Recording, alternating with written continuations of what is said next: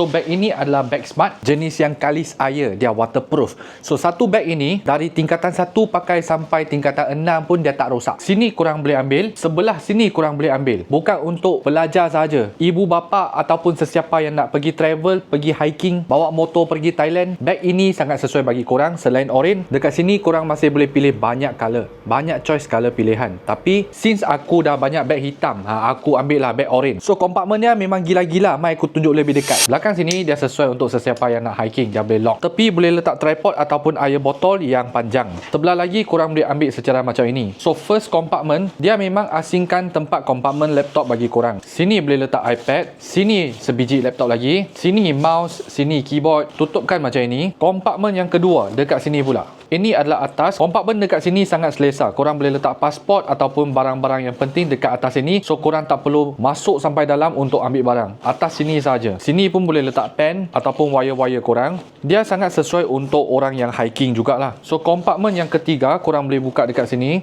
Dekat dalam sini korang nak letak kasut ataupun nak jadikan sebagai luggage pun boleh. Actually beg ini dia bukan saja untuk pergi sekolah ke, hiking ke, pergi vacation ke. Sini pun ada satu compartment untuk korang letak shampoo, facial, ubat gigi, berus gigi, shaver, baju selok boleh letak sini. Tepi sini ada satu compartment lagi. Atas sini ada satu kompartmen yang kecil lagi. So bawah sini boleh buka. Dekat sini dia masuk ke dalam. Dia masuk ke dalam, korang nak letak apa-apa saja dekat sini boleh juga. Dia jenis yang opposite, terbalik. Dia sangat special, sangat unik. Sebab bulan depan Adrian nak pergi Jepun, mungkin akan ambil beg ini. Sebab dia boleh letak baju, letak laptop. Adrian faham, banyak beg Adrian review. Tetapi kadang-kadang kita nak waterproof juga. Dan juga safety. Dia macam mana orang tarik pun dia tak akan rosak. Sebab Adrian pergi Jepun, nak pergi Tokyo Outer Saloon dan juga nak mendaki Gunung Everest dekat sana.